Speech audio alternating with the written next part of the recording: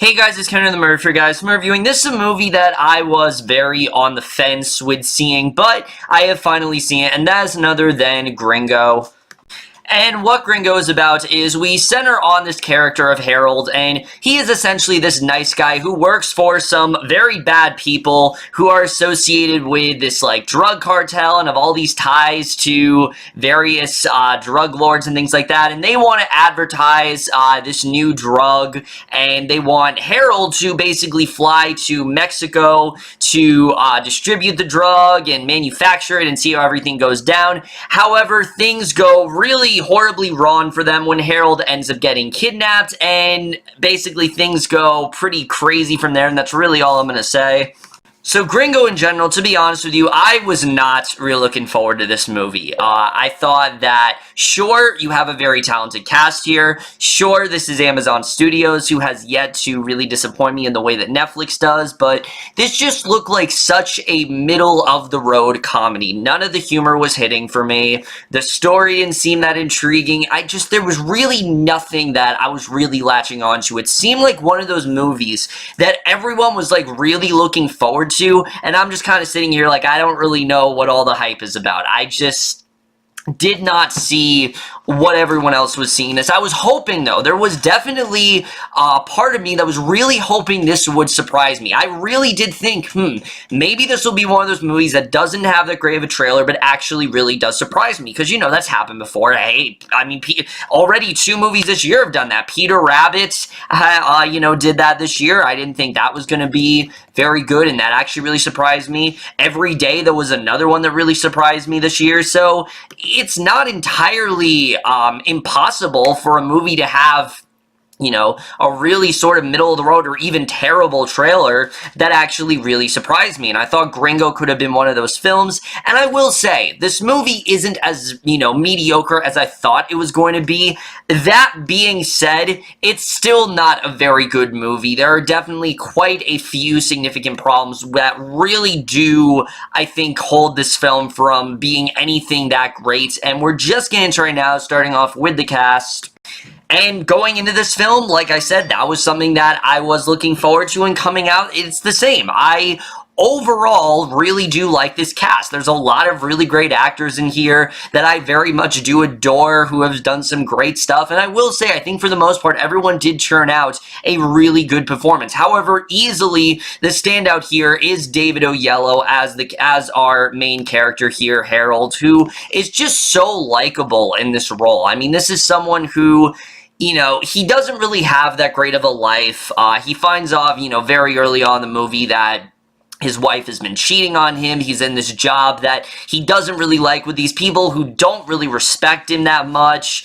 He just doesn't really have that great of a life. And without spoiling anything, he uses the trip to Mexico as kind of a way to start over again. And I really did enjoy seeing that. I thought he did a really great job here. He was very fun in the role, but also, like I said, really likable. You're really rooting for this guy. You want him to, get out of this shady business. You want him to turn his life around. You want him to, find goodness in his life. And I just thought he did a really great job in the role. He was really fun at times, but I just really did connect with him very well. And I thought overall, David Oyelowo continues to show the serious chops that he has. I think he is really great in this movie, and definitely for me, stole the show from pretty much everyone.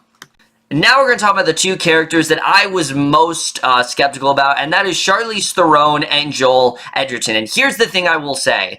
As actors, they both do a really great job. They have very good chemistry together. I thought they worked very well here. Particularly Charlize Theron did a really great job as sort of like this very sleazy businesswoman who is very much on top of things. She seems to only just care about business, and she's someone who will manipulate you into thinking that she cares about people. She frequently feigns a lot of care when she doesn't really care about that individual, and I thought she did play that up pretty well. She definitely did have some moments that really entertain me. Joel Edgerton's kind of a wild card. You don't really know if he cares about Harold or not, and I thought overall they both did a really solid job here overall. And then the rest of the cast I thought also was pretty good. Amanda Seyfried, it's cool to see her in a mainstream movie again, but she does a pretty good job as a character of Sunny. In fact, some of her scenes with Oyelowo are among the best in this movie. I actually really did like the eventual sort of connection that they form. I thought they did a really good job. Thandie Newton, not nearly in this movie as much as the trailer leads her to be, because, you know, they make you think she's like one of the stars, and without spoiling anything, she's in like only like 2 or 3 scenes in this movie, and they're pretty significant. She plays, you know, Harold's wife, who, like I said, ends up leaving him, but I thought overall she did a good job for what she had. And then Sharlto Copley, I legitimately loved in this movie. He was honestly really funny. Out of everyone, he's the one who got the most laughs out of me, and I kind of expected that because he was the only one in the trailer that was actually making me laugh, and he actually was really fun in the movie. I thought overall he did a really good job, and I thought him and David Oyelowo's chemistry was really solid. Really, everyone here, like I said, I thought really did nail it. I didn't really think there was anyone that was that bad. Also, Paris Jackson, I know they've been, like, building her up in this movie. She's literally in, in the movie for, like, maybe 50 seconds, maybe even less than that. I don't know, but don't expect much from that. But other than that, I thought everyone honestly did a really good job, and I was very impressed with the cast as a whole.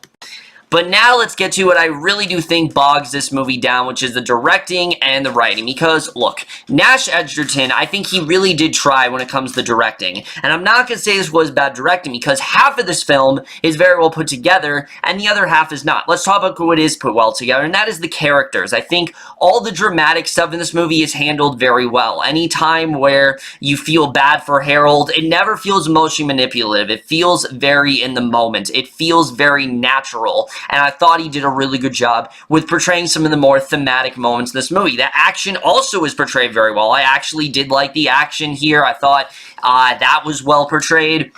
What didn't really work as well for me is the comedy, because the biggest problem with me for Gringo is that, sure, it does have some characters that I did find to be very likable, but as a whole, it just does not work as a comedy. And here's what I mean by that. I'm not saying that the comedy didn't work in this movie, because there were definitely some things that I did find funny. But for me, I found this movie would be better if it was something like, say, The Big Sick, where there is humor, you know, peppered throughout the film, but it's not at the forefront. You know, it is a dramedy, and I think it would have worked a lot better if this movie was, in fact, a dramedy. And you can tell there are points where they are willing to go there, but just the humor in general, a lot of it really did fall flat. And there were points in this movie where I legitimately did not know if it was supposed to be funny or not. I really didn't. And clearly my audience didn't either, because to me, it seemed like they laughed at things that weren't supposed to be funny, and they didn't laugh at things that were. So clearly the humor is really not landing that well at all, and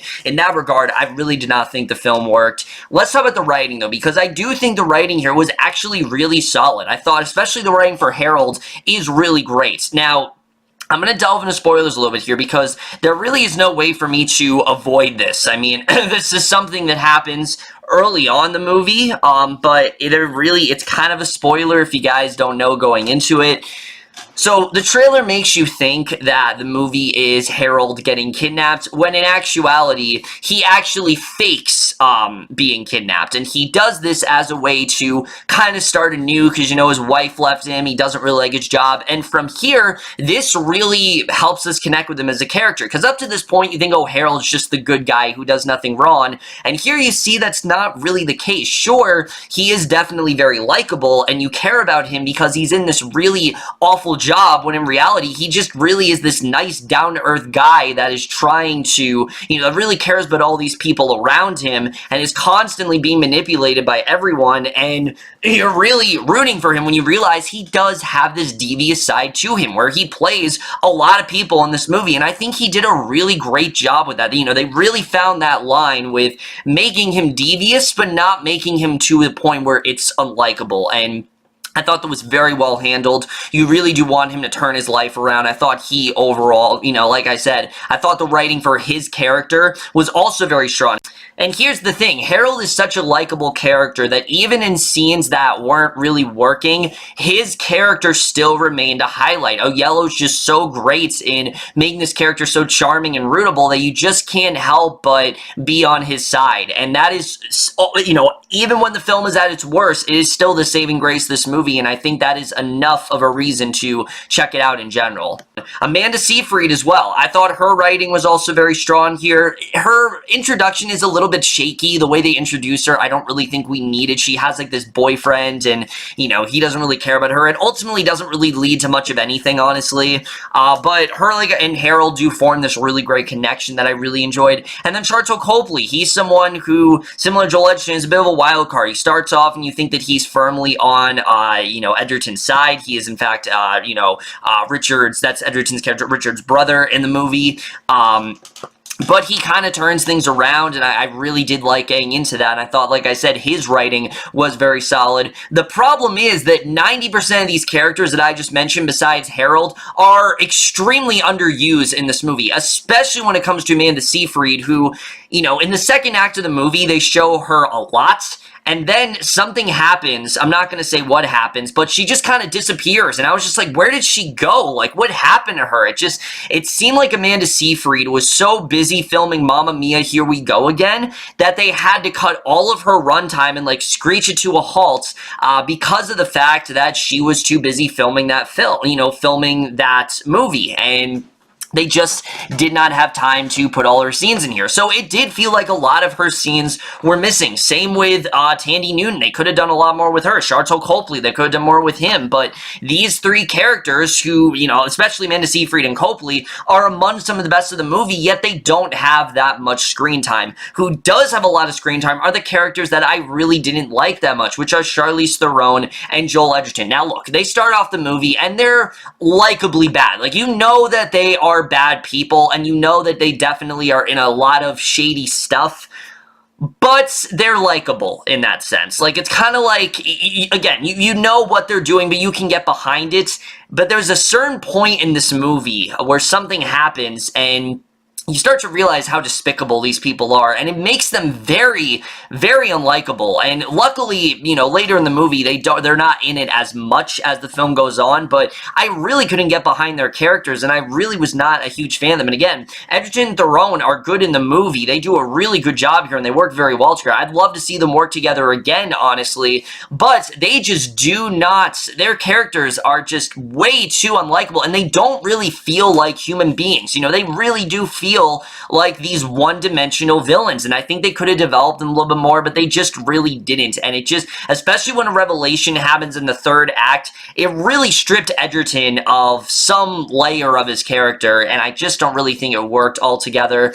Also, the third act of this movie, things get way too complicated. I mean, like I said, first off, it's him, he's faking this kidnap, but things get more and more crazy as the film goes on, and the more insane the film gets, the more messy it really does get. In the third act, it becomes extremely messy. It's really hard to tell what's going on at points, and luckily the whole movie's like that, but the third act, like I said, things did get quite messy there. The cinematography here, I thought, honestly, was really great. I was very impressed with the way the cinematography was done. I thought, you know, especially just the location in Mexico, they really did utilize it pretty well. It's very glassy at points, but also is very dark, and the action is actually, like I said, really well filmed. I actually did get into some of the action scenes, a little bit 21 Jump Street-esque, and I definitely did enjoy that. The score here I thought was fine, you know, nothing too amazing about the score, but I did overall really enjoy it. And the editing, for me, I do think this movie is a bit too long. I think you really could have cut a significant chunk of it out, particularly some scenes in the first act of the movie, I do think really do drag on a bit. And there are a lot of subplots in this film that really don't need to be there, one including Theron and this guy that she's trying to seduce. There are a lot of plots here that I think they easily could have cut out, and the movie would have been basically just the same on its own. Other than that, guys, though, Gringo is a better movie than I expected. It's not an amazing movie. It's not even that good of a movie. It is a barely solid movie, like barely solid. I think it's right down the middle for me. I did overall enjoy a lot about it. Oyelowo's performance, some of the scenes between him and Seyfried or Copley, I thought were really good, but some of the characters I thought got way too cartoony, and the humor really didn't work for me. Like I said, I think it would have been much better if the film focused more on the dramatic aspects than it did on the comedy. Instead, it focused more on the latter, and it just didn't really work as a whole. And because of that, I am going to give Gringo overall a C+. But over, guys, my review of Gringo. Let me know what you guys thought of this movie overall. Left your thoughts. And like I said, I thought this was definitely a lot better than I thought it was going to be. It's not really doing well in theaters, so a lot of people said this should have gone on like Netflix, and I very much do agree with that. I think it definitely would have had a much better home on there, but that's in my review. Hope you guys will see you guys in my next video, and I will see you guys for that. Okay, bye.